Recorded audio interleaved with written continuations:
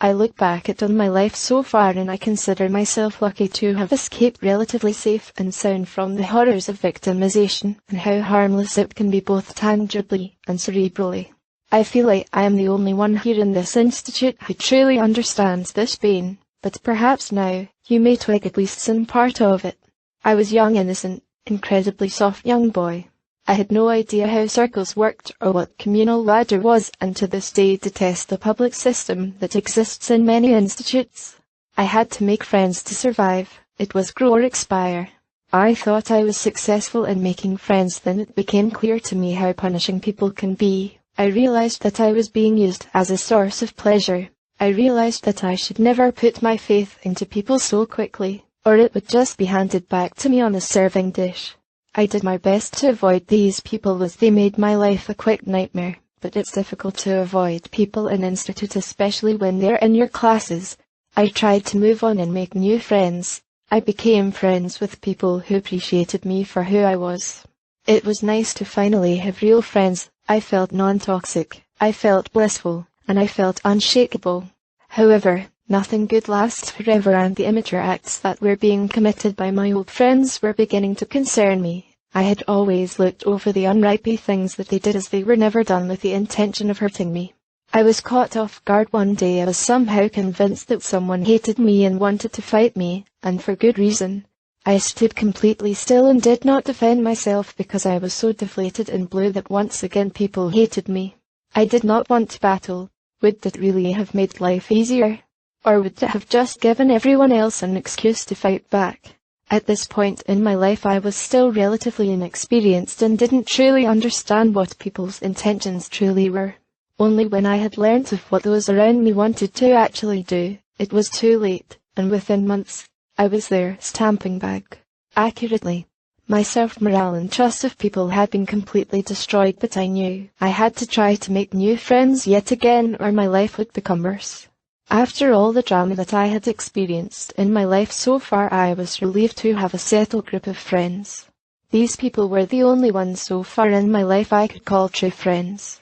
I was instinctively distrusting of them at first, as one is when they have had two groups of so-called friends betray me, but I could trust these people as they didn't have any creepy intentions.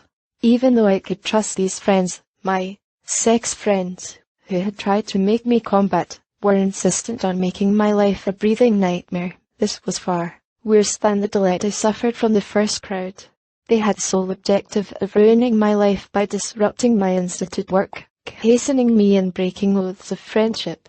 The blood-boiling anger that I experienced whenever I was subject to one of their stunts eventually led to an eruption of fecal matter. I had gave way. I threatened them that if they didn't stop, then they would pay. This was a terrible move on my part. I had done exactly what my teasers had wanted me to. Now people had a reason to believe all the rumors they heard. They were all scared of me. They understood my name. I became an uneasy fender bender, a follower of the creature who for a short time had a firm life. I once again didn't know who to trust. I felt sulky out of my communal rank. I was treated as a mutant simply because I had refused to be a doll. I had to fix the smashed relationships I had with all the people in the institute.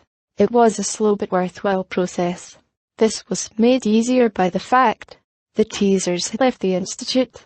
I considering leaving the institute myself, but I felt like I had a duty to make sure what I had experienced never happened to anyone else by reciting the mistakes I had made.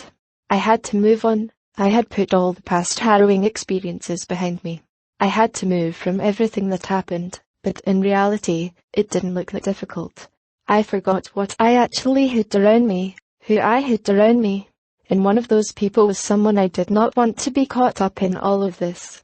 One of the 5 people who had caused my bullying had uninhabited her life by revealing the truth.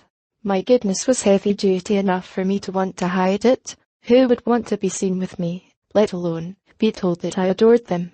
Maybe now, there is a gamble to pick up where I left off, to express regret to this person, and make life much easier for her. Or just move at a snail's pace into a corner in this institute, talk to a few people, and make sure none of this ever happens again.